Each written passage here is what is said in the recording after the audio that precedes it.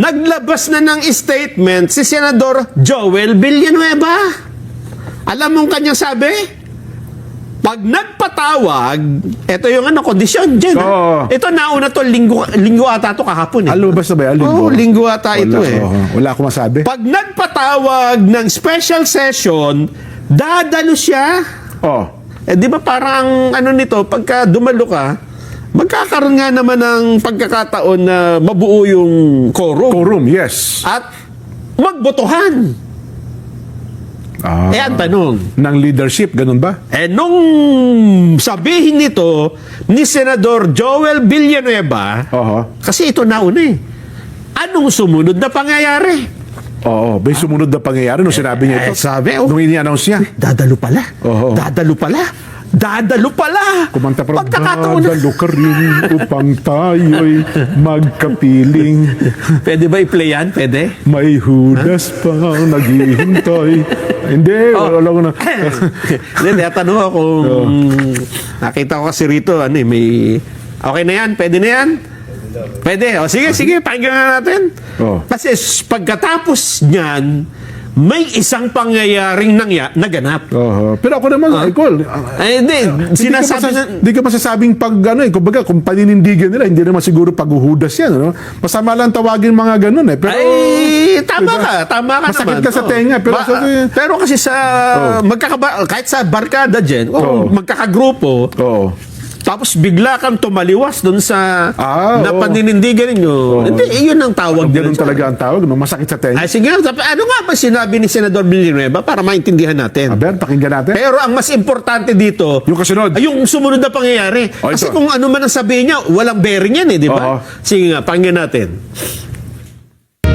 Hindi po pwedeng puro away na lang. Bilang mga lingkod bayan, prioridad po natin. Dapat ang siguruhin na patuloy na nagtatrabaho ang bawat isa sa atin, lalo na ang Senado, para po sa ating mga kababayan. Sa pagkakataon po na magkaroon ng special session, tutuparin po natin ang ating sagradong tungkulin sa ilalim ng ating saligang batas. We will be there. Ayun! We will be there. Ibig bang sabihin nito, Senador Villanueva, safe ka na? Pero teka lang, qualify lang natin. Gaya nung Chis Escudero, hanggang ngayon walang malinaw na pahayag kay Chis Escudero na siya'y lumilipat sa Gatchalian Black. Kasi wala na naman din Yun din naman, yun ang dito kay Joel Villanueva, liwanagin din natin. Wala rin. Ang konteksto, hindi sinasabing lilipat din siya. Magkakaalaman lang dyan. Yan. Dito sa sumunod na pangyayari. Ang mangyayari lang kapag naging 13 may quorum. Pero yung quorum na yun, hindi ibig sabihin na isang buhos kayo sa isang bagay na kagustuhan ninyo. Diba? Kung nagbotohan ayun na nga, yun ang punto. Eto na. Anong sabi uli ni Senador Villanueva?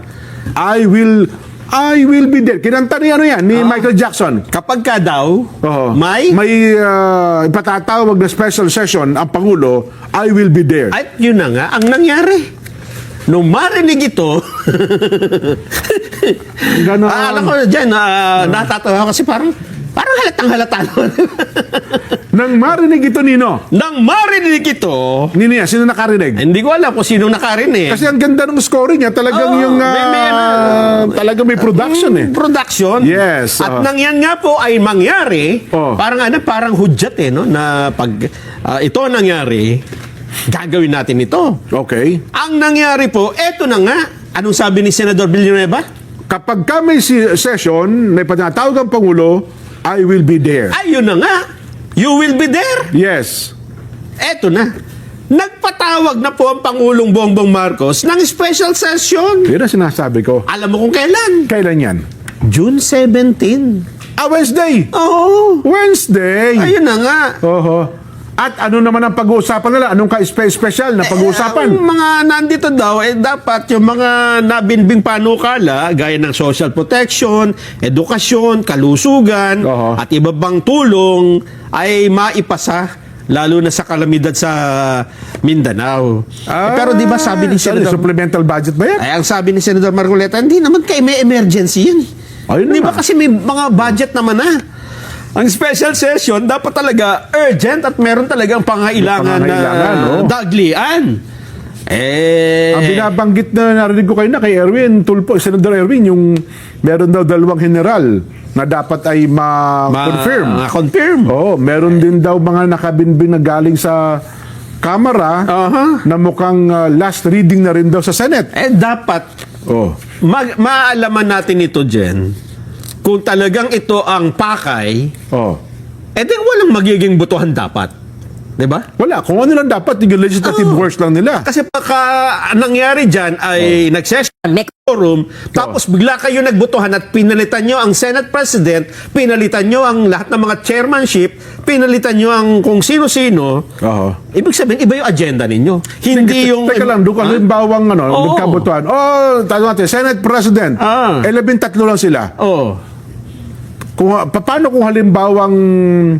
Kasi sabi ni Cheese at saka Senador Joel, hindi naman sila lilipat sa Gatchalian Group. So, 11 halimbawa ang bumoto ng pabor kay Wing Gatchalian at hindi naman bumoto ng pabor Cheese Escudero at saka Cheese Escudero at saka Joel Villanueva. Magkakaroon ba ng Senate President na bago? Magtatalo-talo sila dun. Pero, wait muna, ha? Debate pa. Tapos, kasi hindi natin alam kung ano talagang gagawin nung dalawa doon, di ba? Kasi nung nakaraan, di ba, nagbotohan ng pro tempore, tapos chairmanship. Hindi naman kumikibo si Cheese Escudero nung time na yun, di ba? Nakatahimik lang siya sa isang sulok, nakaganon lang siya, patingin-tingin lang. Kung ganon din ng, hindi nga rin sila bumoto. Pero pag ganon-ganon lang din sila. Magpo-proclaim sila ngayon doon. Lalong magulo. Kasi may quorum na, magiging legal na yung pagdinig nila. Yun, sinasabi pero ang Senate President yata, kinakailangan mo ng 13 boto talaga eh. Majority of all its members. Sabihin na natin. Sabihin na natin na hindi rin bumoto yung dalawa. At 11 pa rin ang bumoto. Pero Jen, nakita naman na natin sa mga nakaraan eh. Bagay.